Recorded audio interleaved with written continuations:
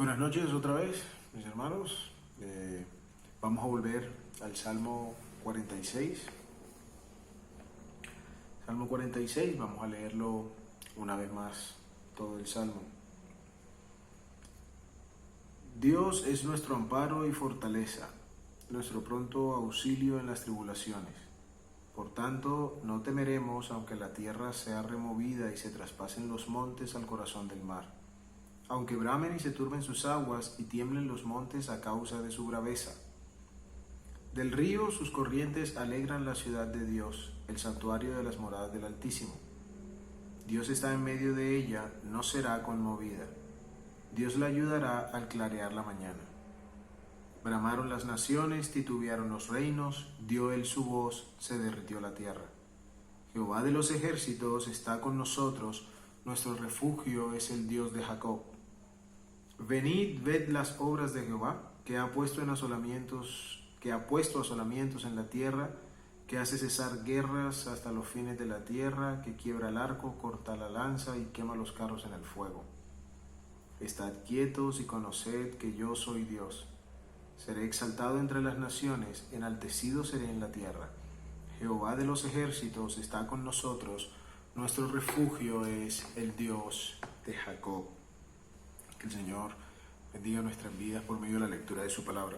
Le voy a invitar a orar.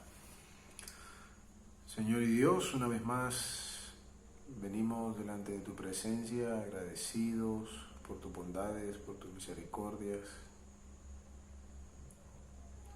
porque eres un Dios santo, perfecto, sin comparación alguna. Gracias porque de ti procede toda buena dádiva, todo don perfecto. Gracias, Señor, te damos por lo que eres. Gracias, Señor, te damos también por lo que eres capaz de hacer, porque haces las cosas mucho más abundantemente de lo que pedimos o entendemos. Te damos gracias, Señor, por habernos dado vida, por habernos atraído a ti por medio del Evangelio. Gracias por poder disfrutar ahora del perdón de nuestros pecados por medio de nuestro Señor Jesucristo. Padre, gracias te damos porque no mereciendo nosotros absolutamente nada, muchas cosas, abundantes cosas, siguen viniendo de ti para con nosotros. Gracias, Señor, por todos tus beneficios para con nosotros. Te bendecimos, te alabamos, te adoramos y en este momento suplicamos tu dirección, suplicamos la sabiduría que viene de ti, para que por medio de tu palabra hables a nuestros corazones conforme a la necesidad de cada uno y para la honra y la gloria tuya. Dirígenos, Padre, te rogamos en el nombre precioso de tu Hijo amado Cristo. Amén. Muy bien, estuvimos viendo la primera parte del Salmo 46, estuvimos viendo la primera estrofa, por así decirlo, del versículos 1 al 3. Hoy quisiera que habláramos un poco del 4 al 7, pero antes de seguir con esta segunda parte sería bueno recordar un poco lo que habíamos visto. Vimos que el Salmo trata acerca de lo que Él es, trata acerca de Dios, no nos está dando un número de emergencia, está queriendo abrir nuestra mente y nuestro corazón a la grandeza de Dios expresada como refugio en este caso. Vimos también que no solo es un refugio seguro y poderoso, sino que es abundante, es amplio, es enteramente disponible. Vimos que el temor no debería tener lugar, no tiene lugar en los que se refugian en Él, lo cual implicaba fe y confianza en el Dios que guarda. Vimos también que aun cuando cosas dramáticas y radicales puedan ocurrir en la naturaleza, en la tierra, Dios es un refugio mucho más cierto que cualquier turbación. De manera general, fueron algunas cosas que resaltamos y vamos ahora a la siguiente sección. En esta estrofa, desde el versículo 4 al versículo 7, se hace un cambio drástico en la tónica del relato. Después de estar hablando de que los montes se traspasan al mar, de que la tierra es sacudida, trae una imagen de calma y de tranquilidad absoluta. Todo está tambaleando, desmoronándose, pero ahora, según leemos en los siguientes versículos, todo está en completa paz. Los hijos de Coré entonces están haciendo otro énfasis, pero ahora en la presencia de Dios y cómo ella produce un efecto a los que están con él, resaltando una vez más la grandeza del carácter de Dios y su solicitud para con los suyos. Versículo 4. Del río sus corrientes alegran la ciudad de Dios, el santuario de las moradas del Altísimo. Versículo 5. Dios está en medio de ella. Estas expresiones aluden claramente a la presencia de Dios en el lugar donde Él había decidido hacerlo morar, es decir, en medio de su pueblo. En este caso, el pueblo de Israel, a quienes Dios había escogido como pueblo terrenal, para mostrar su gloria a las naciones. Entonces encontramos que un factor importante en lo que leemos ahora es la presencia de Dios. Habla de su ciudad, de las moradas del Altísimo, de que Él está en medio de ella. Pero el versículo 4 comienza hablando de un río. Ahora, este río evoca una imagen familiar para nosotros también, pero particularmente para el pueblo de Israel también acerca del Edén. Dice la Escritura que de Edén salía un huerto que estaba lleno de cosas valiosas y preciosas y que era representativo de bendición porque regaba toda la tierra.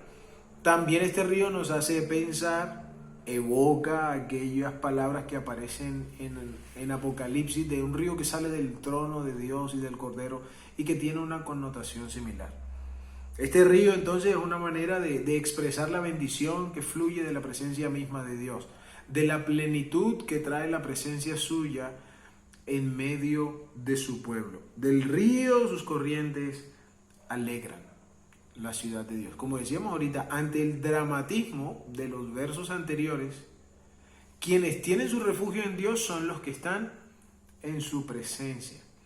Por eso mencionaba la vez anterior que este salmo no es un número de llamada de emergencia, sino que debe ser el entorno cotidiano de los que confían en Él. Los que están en su presencia disfrutan de la absoluta bendición suya, de la absoluta confianza y del absoluto bienestar. Así el mundo se esté cayendo.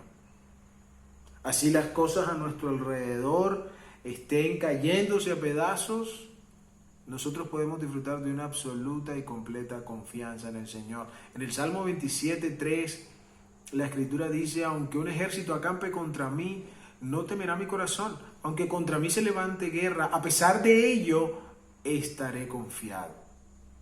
Tremenda certeza, tremenda seguridad que este refugio provee. Pero el versículo también dice: del río sus corrientes alegran la ciudad de Dios.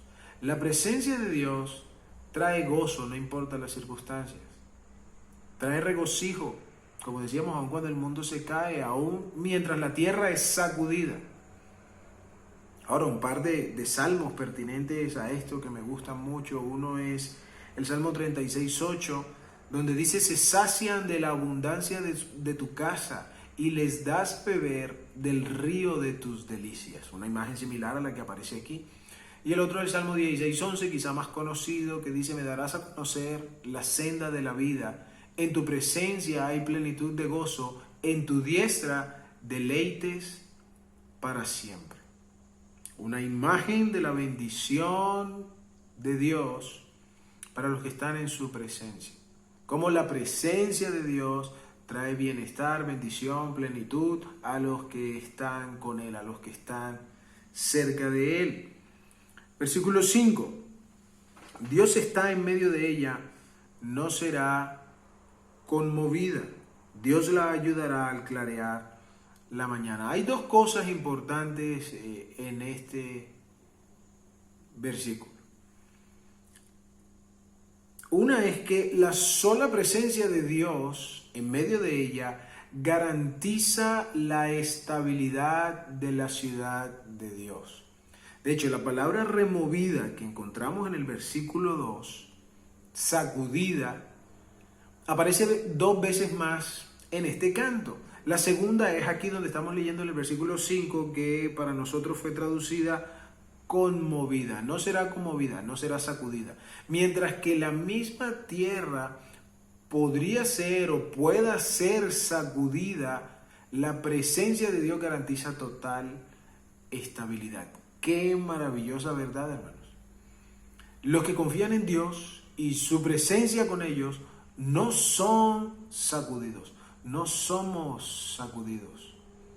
Es decir, que cuando nos sentimos aturdidos, temerosos, sacudidos por las situaciones que sean en nuestra vida, por la pandemia que nos rodea, que vuelvo al punto, no quiero hacer de la pandemia el centro de estas palabras porque aplican a diversas situaciones en la vida, pero digamos esta es una que está robando la paz de muchos, que está robando la tranquilidad de muchos. Cuando nosotros, los hijos de Dios, nos sentimos así, aturdidos, temerosos, sacudidos, lo que está sucediendo es que estamos dejando de ver a Dios. Estamos dejando de disfrutar de la presencia de Dios. Estamos dejando de estar, de vivir en la presencia de Dios. Estamos quitando nuestra confianza de Él. Como dijimos la vez anterior, el no temer es una consecuencia de confiar. Estamos quitando nuestra confianza de Él para ponerla en otro lugar o para tomar de otra fuente paz. No de este río que fluye de la presencia de Dios. Dos imágenes, quiero darles dos imágenes familiares para ilustrarlo. Uno, Adán y Eva. En el huerto del Edén, miraron el árbol de la ciencia del bien y del mal como un mejor lugar de donde obtener dicho conocimiento que de Dios. La otra imagen, quizá más notoria, no sé, más familiar, es Pedro, después de haber sido mandado por el Señor para venir a Él sobre las aguas en medio de aquella tormenta, empezó a hundirse al dejar de considerar y mirar a aquel que le mandó caminar sobre las aguas hacia Él para observar la furia del mar y el viento a su alrededor. ¿Ven lo que quiero comunicar? La palabra del Señor nos deja ejemplos claros. Cuando hay temor en nuestro corazón es porque estamos dejando de ver la seguridad que provee nuestro refugio. Es porque estamos dejando de contemplar, dejando de confiar en aquello que es la base de nuestra seguridad. Y hermanos, si nuestro corazón se llena de temor y turbación, siendo hijos de Dios, si como hijos de Dios estamos permitiendo que el temor invada nuestras vidas, es nuestra culpa, no es porque el refugio se está deteriorando, es culpa nuestra. Y debemos ir arrepentidos al Señor por haberle puesto a un lado, por haber pensado en que otras cosas de verdad nos iban a proveer seguridad. No es un asunto simplemente de las circunstancias. Es que estamos pecando contra el Señor cuando no confiamos en Él. Y si queremos corroborarlo, podemos leer el Antiguo Testamento, donde hay una larga lista de ejemplos y ocasiones donde el pueblo de Israel una y otra vez es reprendido por ello. Y asimismo sufrieron las consecuencias por no confiar en el Señor. No confiar en el Señor no es un asunto de que, bueno, Señor, tú sabes que me asusté. No, desviar la confianza del Señor es un asunto de faltar al carácter suyo. De indirectamente decir que o no es digno de nuestra confianza o que Él no puede proveer la seguridad que de hecho sí provee. Cuando no se es un hijo de Dios, es normal que el corazón se llene de temor. Y cuanto más cuando una condenación eterna pesa sobre la vida del corazón que no se ha rendido a Cristo. No hay otro remedio que buscar el rostro del Señor. No hay otra cosa que hacer sino reconocer la profunda necesidad que tenemos de este refugio, reconocer nuestro total desahucio y desesperanza por causa de no estar en aquel poderoso refugio. Pero para nosotros, hermanos, como decía, ¿No debería animar nuestro corazón el saber que si confiamos en Él y vivimos en este refugio, nada nos puede arrebatar de allí? O sea, ¿por qué permitir que las circunstancias puedan turbar nuestro corazón cuando en Él sabemos que nada puede prevalecer en su contra? El llamado que nos hacen los hijos de Coré en este salmo a observar con detenimiento delante de la presencia de quién estamos. La segunda cosa importante, la segunda cosa que quiero hacer notar del versículo 5 es la solicitud de Dios como refugio a los que esperan en Él. Dice el texto, Dios la ayudará al clarear la mañana. Esta parte habla de la prontitud de la respuesta de Dios para socorrernos. No se le va a olvidar, no va a estar demasiado distraído frente a nuestras circunstancias. No es que me ocupé haciendo una cosa y se me pasó. Él con prontitud vendrá a nuestra ayuda. Qué maravilloso otra vez que Dios, añadiendo tanta gracia a lo que ya hemos recibido de Él, esté solícito para socorrernos. Y cabe resaltar a los que confían en Él, a los que están en su presencia, a los que viven delante de Él. Pero qué precioso pensar que, hermanos, aparte de tanto que hemos recibido ya a través del perdón de nuestros pecados, de la salvación, de la esperanza de verle un día, el Señor añada estas cosas que hablan más de su gloria y de su poder y que invitan a nuestros corazones a adorarle y a ser humildes delante de Él, que Él esté solícito para socorrernos. No quiere que lo busquemos como una llamada de emergencia, pero aun cuando sea una emergencia, Él va a estar allí igual de solícito para socorrer a los suyos. Ahora, otra cosa que quiero mencionar es la palabra removida, sacudida, que vimos en el versículo 2, se menciona aquí también el 5, no será conmovida, y tiene otra correlación en el versículo siguiente, pero antes de mencionarla, ahora dice aquí, versículo 6, bramaron las naciones. Al igual que removida, menciono la palabra removida porque al igual que aquella palabra, aquí aparece ahora bramaron, que también tiene una correspondencia interesante. Aparece en el versículo 3, aunque bramen y se turben sus aguas, hablando acerca del mar.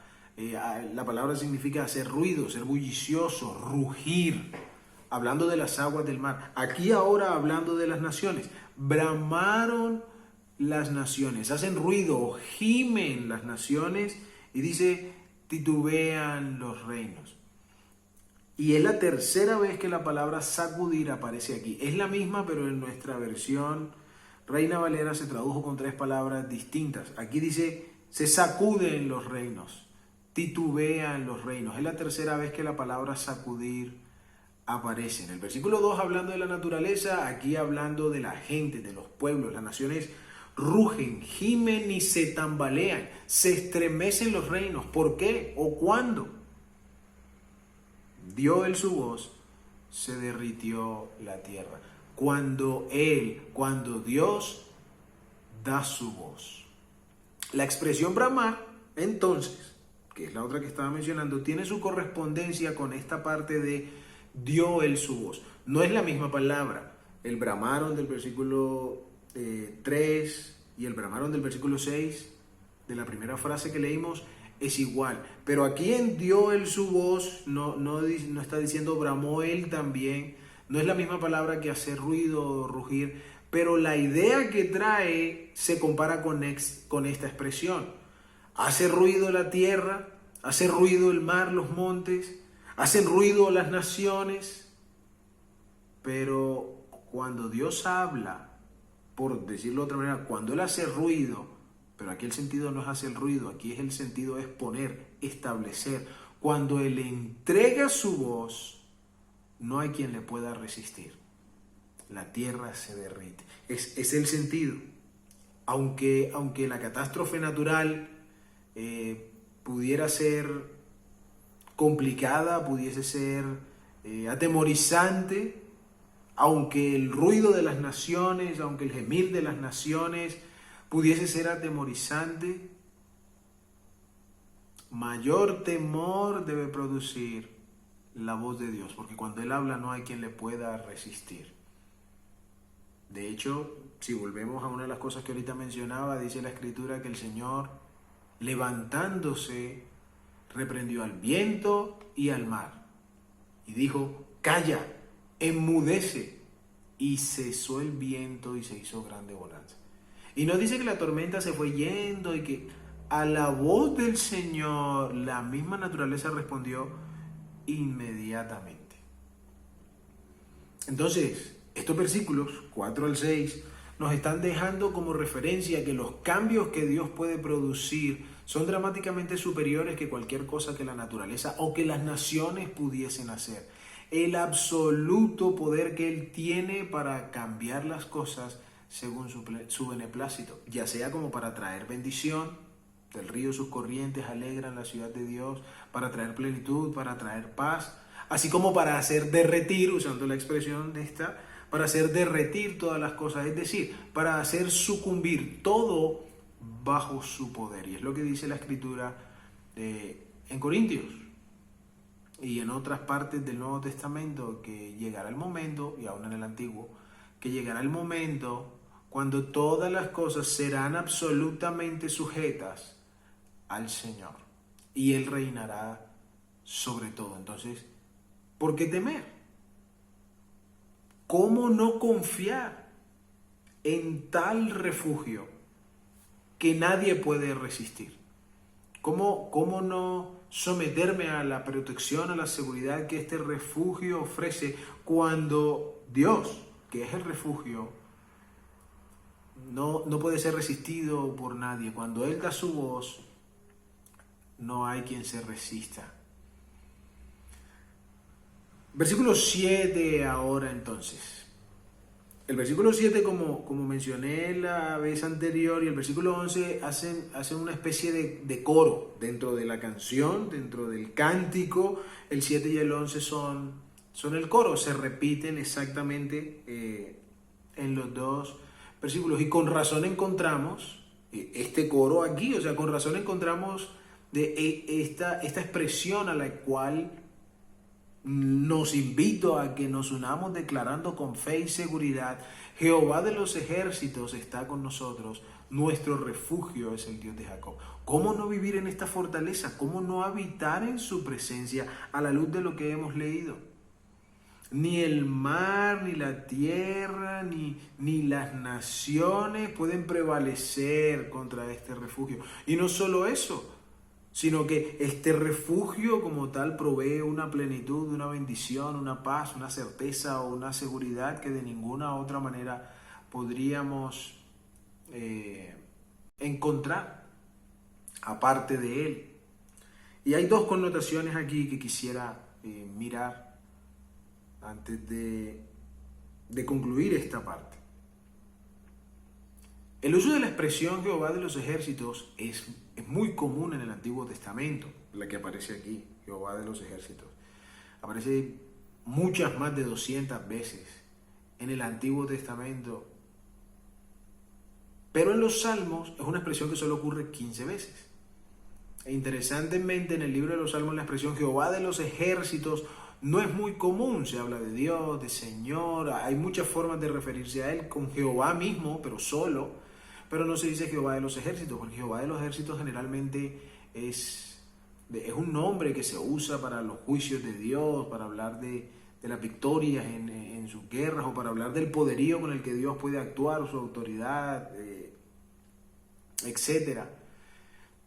Pero es interesante que ahora los hijos de Coré, después de decir Dios al comienzo, Dios es nuestro amparo, como regularmente se dirigen a Él en los salmos, no solo los hijos de Coré, sino todos los que compusieron salmos, se dirigen a Él como Dios. Ahora no le llaman Dios, sino que le llaman Jehová de los ejércitos. Están queriendo añadir descripciones, están queriendo mostrar más virtudes, mayor relevancia respecto al carácter de Dios en medio de eso. Es una cosa a tener en cuenta. La otra es que hablan de Él también. Otra descripción que hacen de Él es el Dios de Jacob.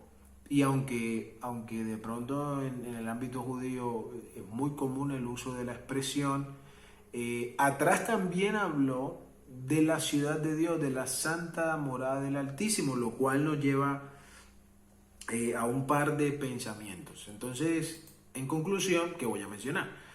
Como es claro, el versículo primero es una declaración de confianza. El versículo visto llanamente es una declaración de confianza. Jehová de los ejércitos está con nosotros, nuestro refugio es el Dios de Jacob. De esto que hemos estado hablando, de este que es nuestro amparo y fortaleza, este Dios, bueno, este Dios es Jehová de los ejércitos.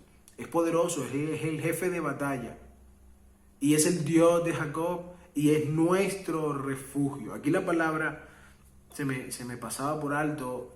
Otra cosa que quiero mencionar es que aquí la palabra refugio es una palabra que significa lugar alto. Y habían dos connotaciones con respecto a eso. El lugar alto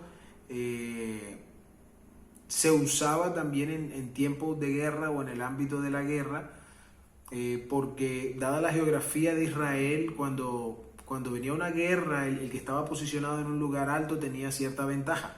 Por eso la escritura dice acerca de los edomitas, en los profetas menores, que se habían vuelto arrogantes y llenos de autocomplacencia, autosatisfacción, porque su ciudad precisamente estaba establecida en un conjunto de cavernas en lo alto de una montaña. Entonces se volvieron una fortaleza casi que inexpugnable para sus enemigos. No había quien pudiese prevalecer contra ellos hasta el día que Dios dijo que los iba a derrotar hasta el suelo, que ellos habían hecho su morada arriba con las águilas, creyendo que nadie los iba a alcanzar, pero que Dios los iba a echar por tierra. Ese día fueron vencidos. Pero entonces esta expresión de lugar alto tiene esta connotación, aún en los mismos baluartes, en las fortalezas, en las torres de vigías. Eran lugares altos diseñados para eso, para poder contrarrestar mejor los ataques del enemigo, etc. Entonces aquí cuando habla de lugar alto está hablando de ese refugio, de ese lugar de seguridad. La otra imagen era que ante las inundaciones, ante eventos de la naturaleza, una solución factible para evitar las consecuencias de muchas cosas era buscar un sitio elevado donde el daño no alcanzara. Nuestro lugar alto es el Dios de Jacob. Entonces, primero, como decía, es una declaración de confianza. Y el primer pensamiento es es una declaración de confianza para aquellos que están en su presencia. Recordemos, este versículo se repite en el 11, pero por las estrofas con las que están ligados tienen connotaciones distintas, aunque el sentido es el mismo. No cambia su significado, pero cambian los énfasis que quieren dar. Aquí, unido el versículo 4 al 6, es una declaración de confianza, pero para aquellos que están en su presencia. Es decir, aunque Dios es tremendo refugio, no todos pueden estar confiados con esta verdad. No todos pueden disfrutar o declarar con confianza esta verdad. Porque si yo no estoy en el refugio, si mi confianza no está en el refugio, si no es mi refugio, entonces no puedo obtener el bien que Él ofrece. Y decía el versículos anteriores, el santuario, la ciudad de Dios, el santuario de las moradas del Altísimo. Dios está en medio de ellas. Generalmente hago esta especificación porque generalmente tomamos la protección de Dios como que Dios venga a socorrerme en mis dificultades y que después se vuelva a su lugar y seguimos con nuestra vida normal. Como decía alguien una vez, queremos escamparnos. En Dios está lloviendo, nos metemos aquí, pasamos el aguacero y se acabó el aguacero y seguimos adelante. Pero no es el sentido. Aquí está hablando de los que quieren morar en su presencia, de quienes moran en su presencia, de quienes están en la habitación suya. Estos disfrutan de la incomparable protección del Señor. Es decir, que si queremos cantar confiadamente usando el Salmo, Jehová de los ejércitos está con nosotros, nuestro refugio es el Dios de Jacob, entonces es necesario que vivamos como Elías el profeta, en su presencia siempre. Recuerdan sus palabras, ¿cierto? Vive Jehová, en cuya presencia estoy. El segundo pensamiento relacionado a esto y aún relacionado al primero es que este poderoso Jehová de los ejércitos es un Dios que está íntimamente ligado con su pueblo, el Dios de Jacob. Al presentarle como el Dios de Jacob, está haciendo una connotación de cercanía. Este Dios que es refugio supremo, que es Jehová de los ejércitos, es el Dios de la nación, es el Dios de su pueblo. En las culturas paganas, sus dioses, es decir, los dioses de las culturas paganas, sus dioses básicamente son distinguidos por ser distantes y temperamentales. No son dioses que realmente estén interesados en la gente que le adora y aparte de eso son irascibles, son susceptibles de querer acabar con todo el mundo cada vez. Sin embargo, estos aquí están declarando, a diferencia de las naciones de su alrededor, que este refugio no solo es abundante, disponible, sino que también es un refugio cercano. Es un refugio que está a nuestra mano, que de cierta manera, en el buen sentido, pertenece a su pueblo. Es el Dios de Jacob. Qué dicha, hermanos, poder estar estrechamente unido a mi poderoso refugio, así como un padre cuida de sus hijos, como dice en Mateo capítulo 7. Si nosotros, siendo malos, proveemos cosas buenas para nuestros hijos, ¿cuánto más el Padre Celestial? Qué privilegio, hermanos, qué aliento para nuestro corazón en medio de las dificultades que estamos viviendo y las que podríamos vivir, porque permanecer en este refugio no significa que nada va a pasar, que nada nos va a llegar. No, estamos en medio de este mundo. El Señor Jesucristo dijo que aquí habrían aflicciones, pero confiamos, Él ha vencido al mundo. Qué dicha entonces, repito, poder estar estrechamente unido a mi poderoso refugio como padre que cuida de sus hijos, porque eso es lo que somos de Él, los que hemos creído en Cristo, los que hemos entregado nuestro corazón a Él, somos sus hijos. Y qué dicha disfrutar de su cuidado. Una vez más, esta porción termina con la palabra Selah, que es una pausa contemplativa, que indica un interludio. Bueno, tiene un sentido incierto, pero que de manera general su connotación es una pausa en el movimiento, ¿no? de una canción, de una prosa, para meditar, para pensar. Entonces meditemos en nuestro maravilloso Dios, en el refugio que Él es, y que a través de eso nuestras vidas sean estimuladas a vivir siempre en su presencia, porque ahí no hay riesgo, no hay ni un solo riesgo. Estamos completamente custodiados por su incomparable poder y tenemos allí completa bendición y paz. Vamos a orar una vez más. Señor y Dios, gracias damos a ti por tu palabra, por tus misericordias. Gracias damos por tu Espíritu Santo, Señor, que habla a nuestro espíritu, que toma tu palabra, que nos la hace saber. Gracias, Padre, por animar nuestros corazones a través de tu palabra. Gracias, Señor, porque de ti proviene toda bendición, toda buena dádiva, todo don perfecto. Gracias te damos, Señor, porque estás en medio de tu pueblo. Gracias, Padre, porque tu presencia